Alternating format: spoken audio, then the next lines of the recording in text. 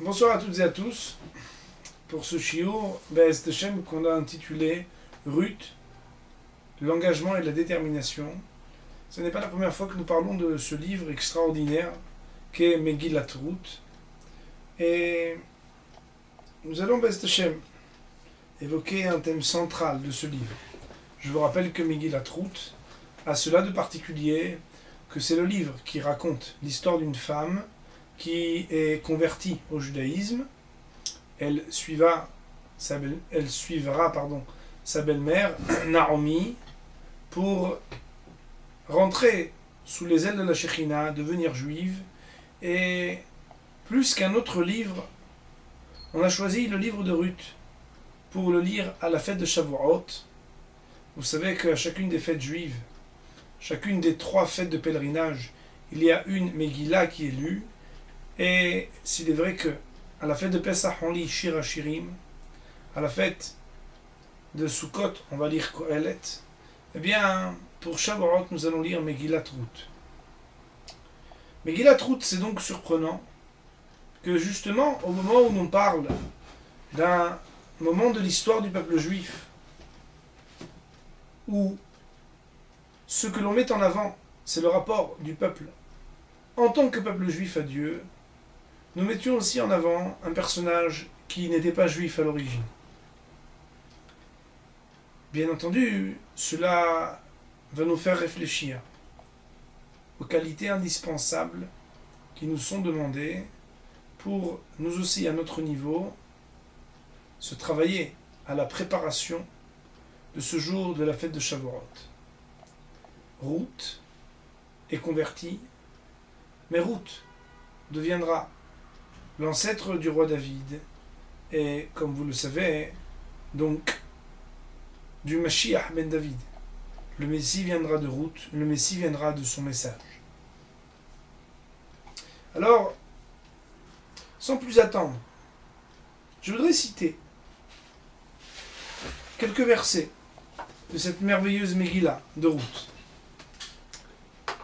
Vous savez que lorsque Naomi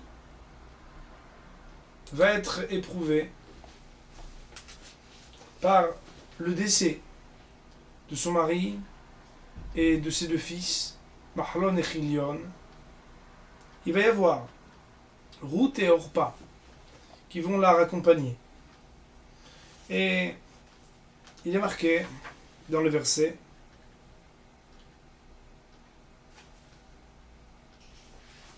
Vatomer Naomi, Naomi leur dit Shovna benotai, lama telach naimi. Retournez donc, mes filles, de là où vous venez.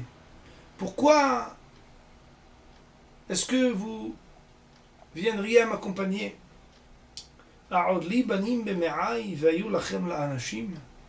Est-ce que j'ai encore des fils pour qu'ils puissent devenir vos époux?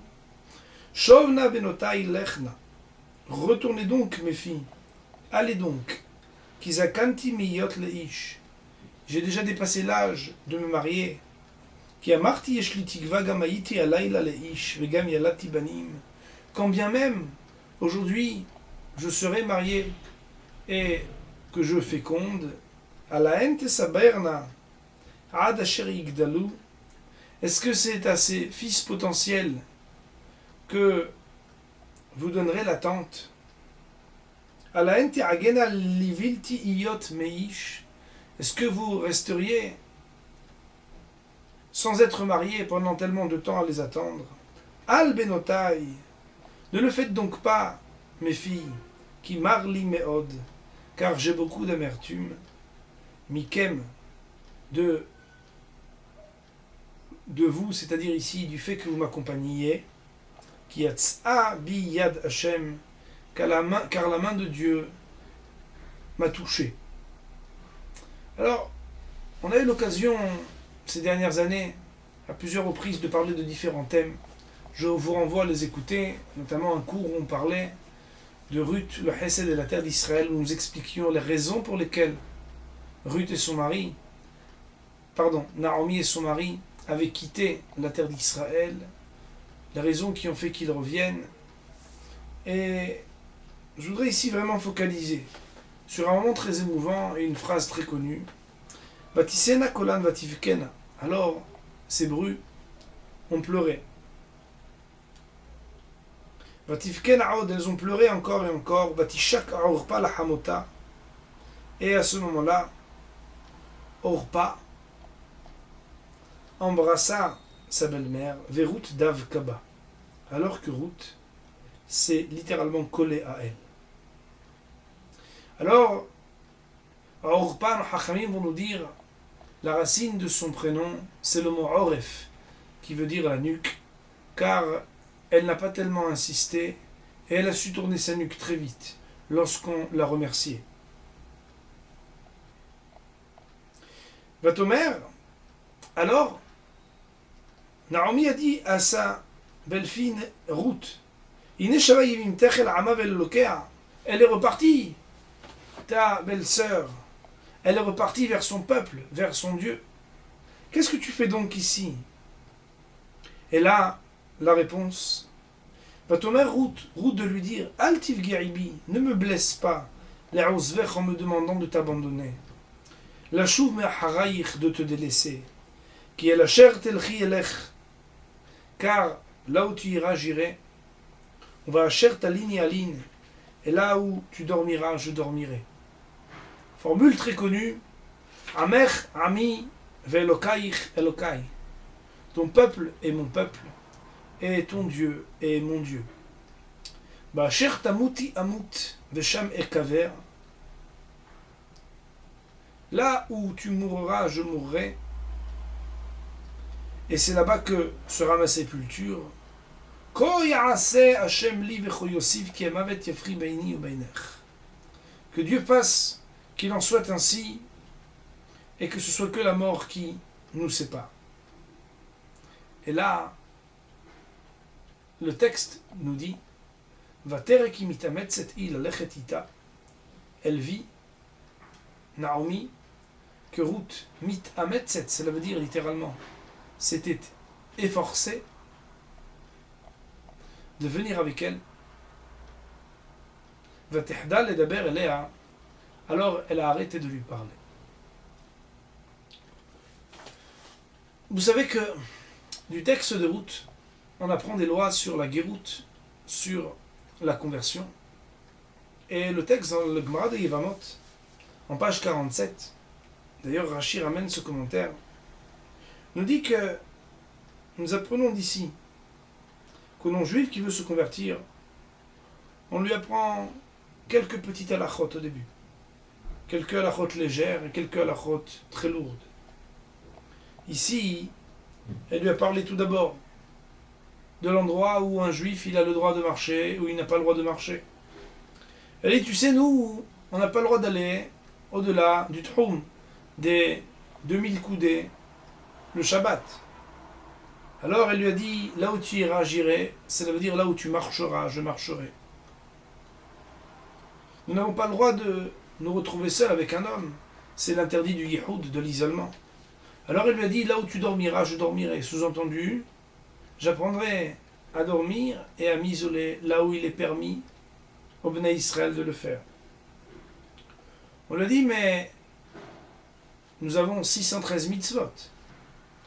Et là, elle dit, Amech Ami, je prends sur moi que ton peuple est le mien.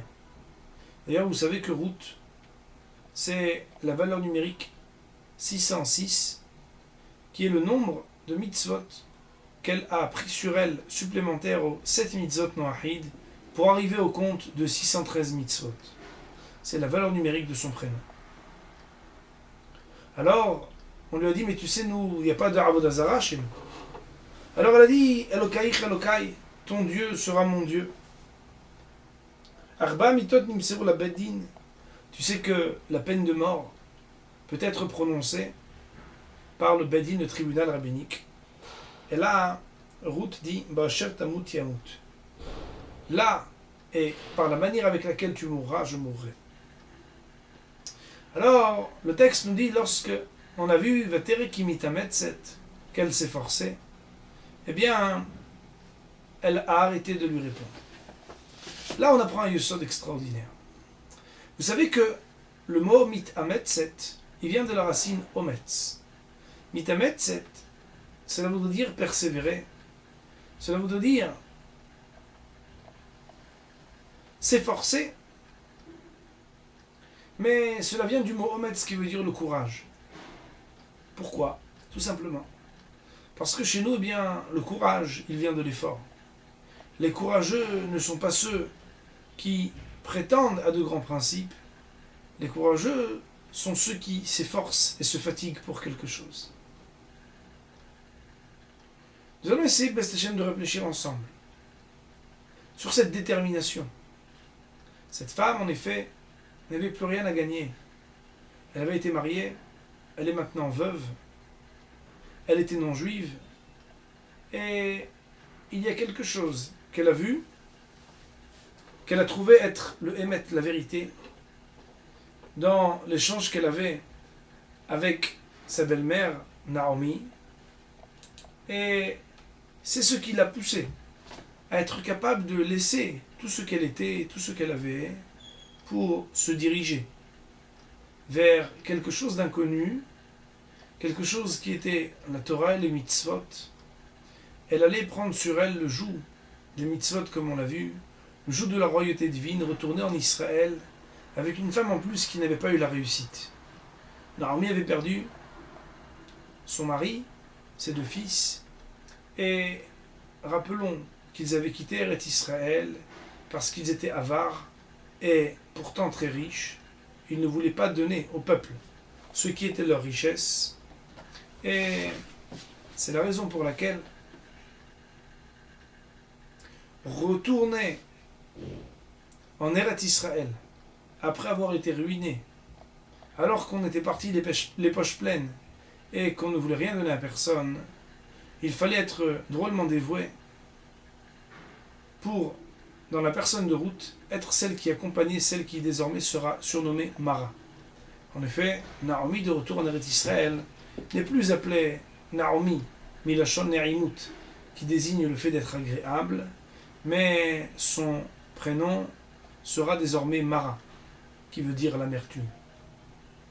Alors être capable de prendre sur soi un peu d'amertume, un peu de difficulté, ça demande une détermination, ça demande un engagement. Nous allons essayer de réfléchir ensemble sur cette idée, sur cette notion. Le shiur de ce soir devait être dédicacé pour le souvenir de Ilana Azoulay Bat Hava, qui a été enterrée aujourd'hui même à Yerushalayim. Ce shiur est pour l'élévation de son âme et pour son souvenir. Dans l'histoire des convertis, il existe, avant même le personnage de Ruth, un autre personnage qui nous a surpris. C'est le personnage de Yitro. Yitro, on pourrait dire que c'est le premier converti du peuple juif. Yitro, qui était-il? Il était le beau-père de Moshe Rabbeinu. Beau-père de Moshe Rabbeinu, la Torah va nous parler de lui, elle va nous dire Vaishma Yitro. Et Yitro a entendu. Alors nous avons peut-être déjà évoqué ce sujet. Qu'est-ce que Yitro a entendu? Eh bien, les Hachamim vont nous dire, dans la Gemara, dans le Talmud, il a entendu Milchemet Amalek avec Kriat Yamsouf. Milchemet Amalek, ça veut dire la guerre avec les Amalécites. Kriat Yamsouf, c'est l'ouverture de la mer des gens. Le Maral de Prague demande, mais pourquoi est-ce qu'il a entendu plus ces événements que les autres? Et puis, de quoi parle-t-on ici? Est-ce qu'il a lu les journaux? Est-ce qu'on lui a seulement raconté? Le Maral de mettre le point sur le fait que ces 2 phénomènes avaient été vécus de manière universelle. En effet, dans le monde entier, tout le monde a pu vivre ce qui s'appelle Milchemet Amalek, la guerre avec les Amalécites, puisque le soleil était resté à son zénith, n'avait pas bougé, ou plutôt la terre n'avait plus tourné, donc le soleil était resté dans la même orientation, avec la même luminosité. Et donc le monde entier, au moment où les Béné Israël combattaient les Amalécites, le monde entier a pu vivre cet événement. Il était retransmis en direct. De la même manière, il était un autre événement, Kriat Yamsouf, qui a été vécu aussi de manière universelle. Car comme vous le savez, Kli'at Yam Souf, ça n'était pas seulement le fait de couper en deux la mer des gens, mais le Midrash nous raconte que ce sont toutes les eaux du monde entier qui ont été coupées. Même lorsqu'on buvait un verre d'eau, ce verre d'eau, nous dit le Midrash, s'était coupé en deux. Alors, bien sûr, le monde entier avait pu voir cela, avait pu l'écouter, et de son côté, Yitro, lorsqu'il a vu cela, eh bien, lui, c'est ce qu'il a entendu. Vaishma Yitro. Ça veut dire quoi, Vaishma Yitro? Yitro a entendu, et c'est ainsi qu'il s'est converti à la Torah et aux mitzvot. Alors, la grande question que nos Hachamim demandent, c'est de dire, mais pourquoi, si c'était tellement universel, il n'y a que lui qui s'est converti? Après tout, si c'était tellement universel, tout le monde aurait dû se convertir. La réponse, elle est que Yitro, il avait une différence avec le monde entier. Le monde entier, on pu entendre, on pu avoir tout de suite des retransmissions, des SMS, des emails, enfin, des images très rapides de tout ce qui se passait. Mais la différence avec Yitro, c'est que Yitro, lorsqu'il a vu un message qui était percutant, qui était important, Vaishma Yitro Mashama Uba, lorsqu'il a entendu, il a été capable immédiatement de réagir. Cela veut dire que Yitro, il a entendu, et ce qu'il a entendu l'a fait réagir, il a tout de suite pris des décisions, il a tout de suite décidé de devenir lui aussi un juif, de faire partie du Ham Israël. Le monde entier a entendu, personne n'a réagi, mais Yitro, c'est celui qui a pu être déterminé, c'est celui qui a pu signer immédiatement son engagement de venir se blottir sous les ailes de la présence de Dieu. Comment ça marche? Pourquoi c'est comme ça? Eh bien, nous allons citer les enseignements du Rav Dessler. Le Rav Dessler nous dit qu'une fois quelqu'un est venu le voir, il lui dit, j'aimerais bien apprendre un point sur lequel je vais me corriger, et grâce auquel, eh bien, je vais pouvoir acquérir toutes les qualités nécessaires. Sur quel point je peux travailler? Le Rav lui a dit, tu sais, moi je pense que si tu veux travailler sur un point, il faut travailler sur ce qu'on appelle la Ikviyut. La Ikviyut, cela veut dire être capable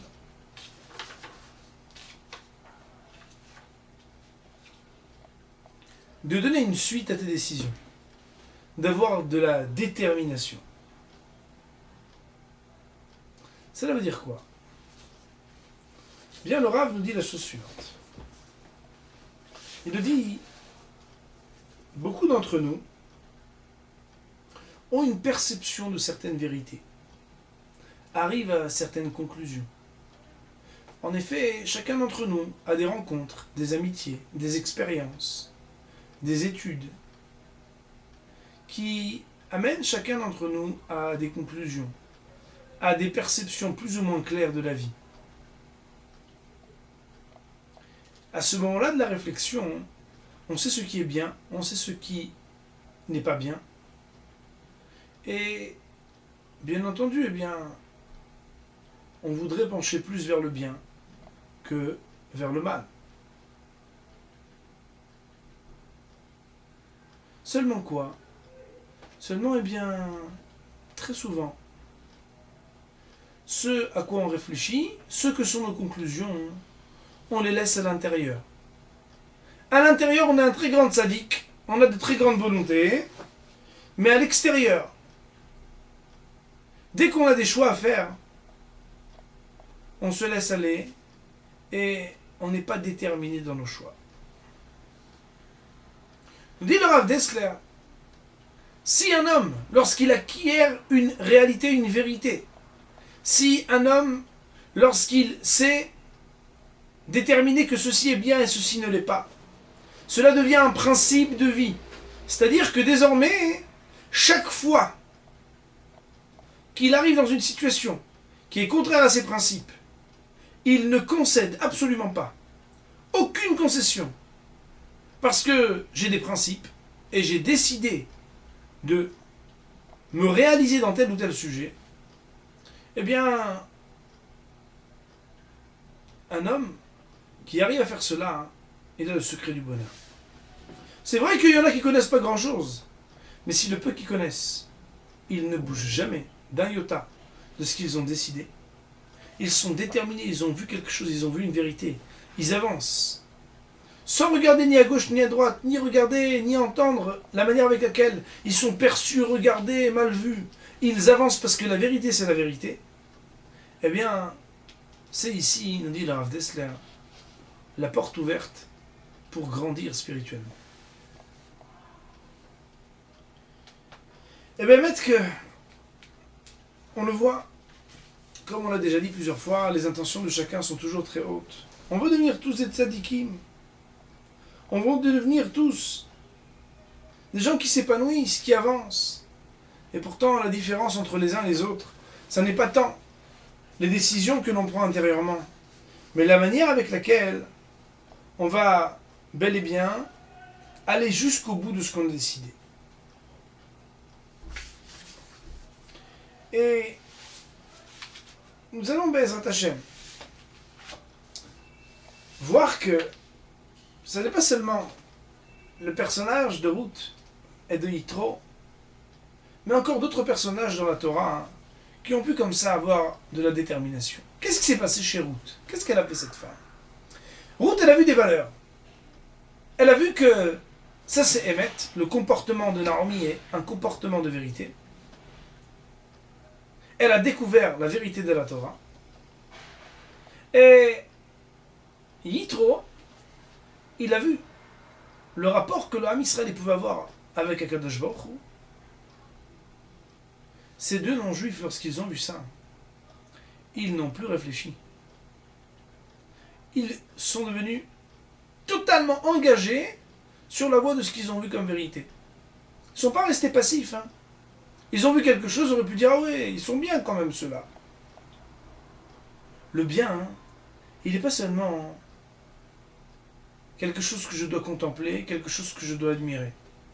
Il y a des gens qui vous voient et qui vous disent, c'est vraiment super ce que tu fais. Hein. Ah vraiment, tu as vu celui-là, c'est génial. Hein. Mais quand est-ce que ça va être ton tour? Quand tu vois quelque chose de bien, Shamar ou Ba, tu as vu qu'il a fait une mitzvah, tu as vu qu'il a une valeur, tu as vu qu'il a un bon principe. Qui t'empêche de faire que ce principe devienne le tien? Ouais non mais attends, lui franchement, faut le faire. Hein. Mais faut se donner la peine de le faire. Tout à l'heure on a dit que le courage c'est quoi? C'est de mettre en œuvre des efforts.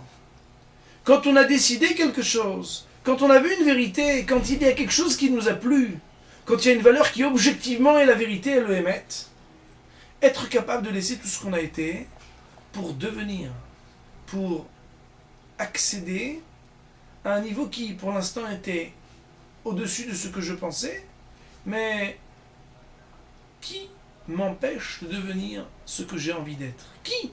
Personne, Rabotai.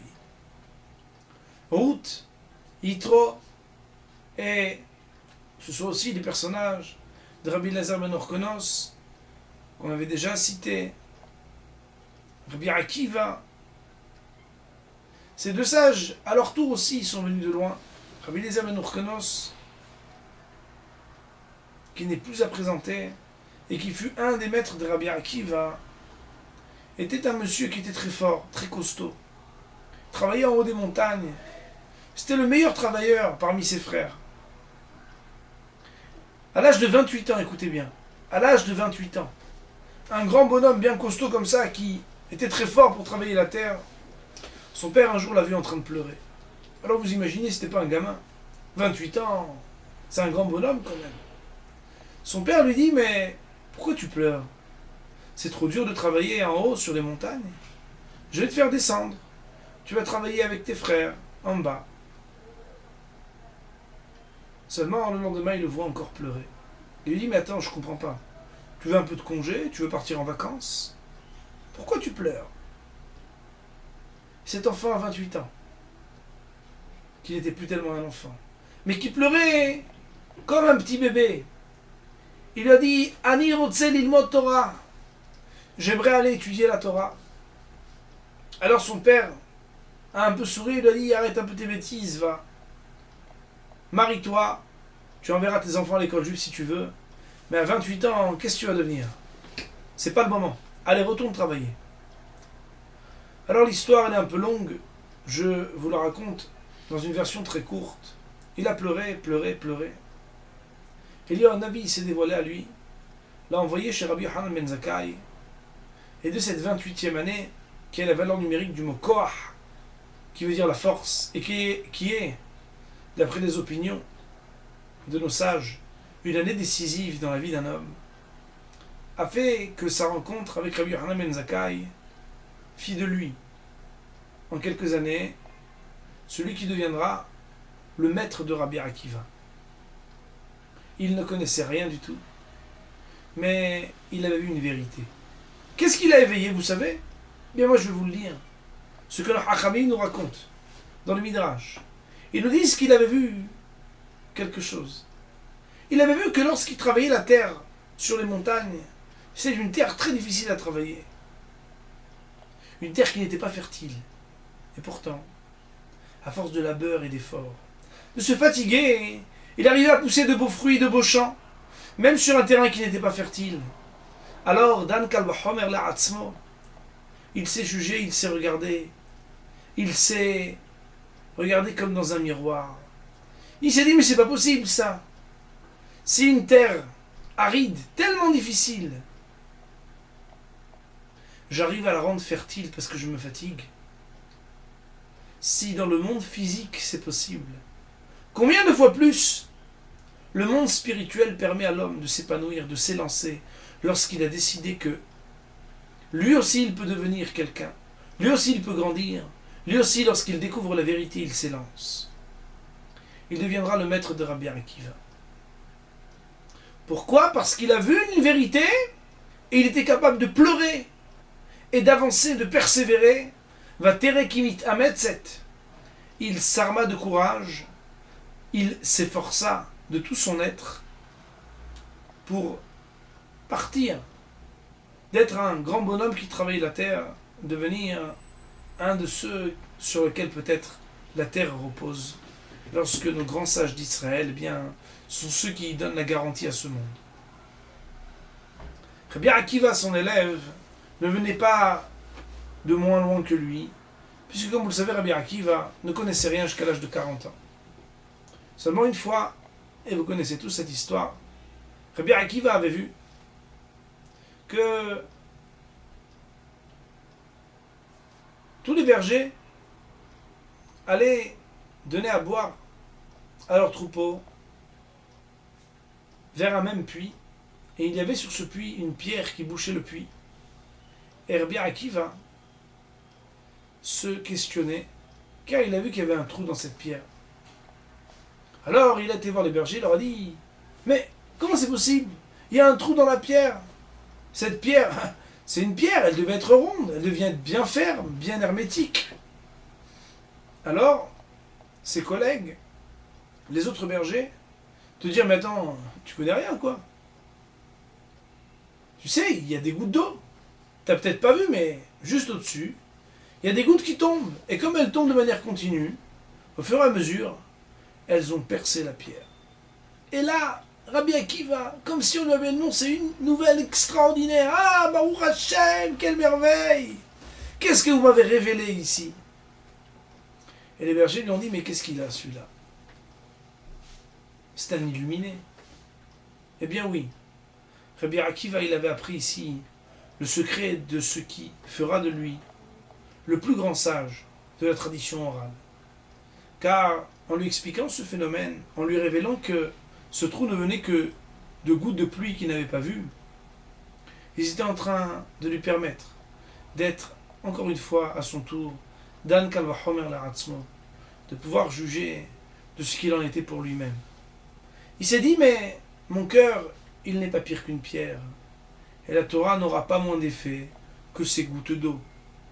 Aussi, Il ne me reste qu'à faire couler une goutte après l'autre, de manière continue, un peu de Torah chaque jour, et moi aussi je pourrais percer mon cœur, le faire pénétrer par le message de la Torah. En allant étudier, vous connaissez son histoire, après 24 années, il deviendra le maître de toute la génération, accompagné par 24 000 élèves.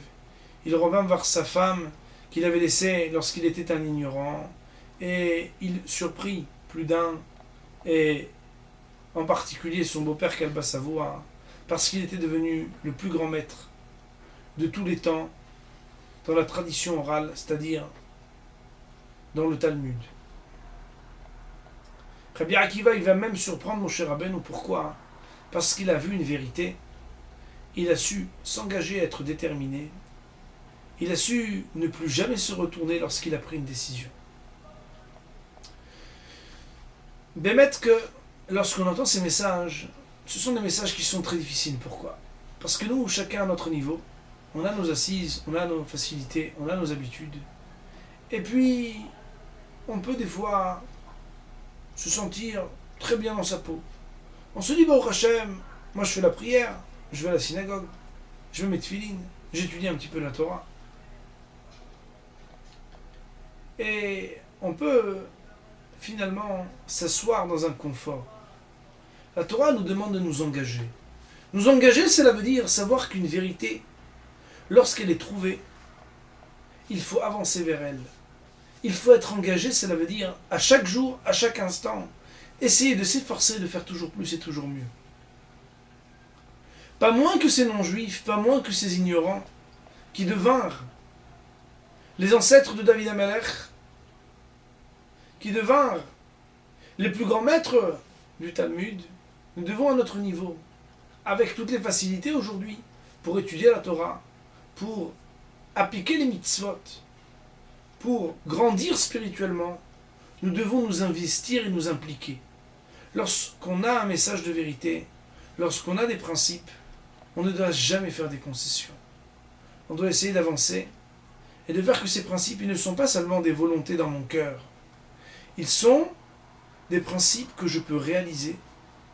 Et lorsque j'ai décidé d'avoir telle ou telle qualité, de me battre pour tel ou tel principe, pour telle ou telle idée, que je sois capable d'aller jusqu'au bout de mes ambitions, c'est uniquement en faisant cette réparation, ce tikkun, c'est-à-dire le fait de se réaliser soi-même, que sur le plan individuel, eh bien, on grandit, on fait grandir sa famille, on partage avec ses amis, et Bez Hashem, lorsque chacun d'entre nous aura fait ce travail, eh bien, certainement nous arriverons à ce niveau extraordinaire qui fut celui des Béné Israël en bas du mont Sinaï, où il a dit Vaïhan Sham, au singulier, le peuple juif était Keish Echad Belev Echad, comme un seul homme d'un seul cœur. C'est Bez Hashem, une piste qui nous permettra de réfléchir pour ensemble travailler à la préparation de ce jour que l'on attend tellement impatiemment, du don de la Torah, et bien plus encore, le jour de la venue du Mashiach Tzidkenu, Bimer Rabbi Amen Amen.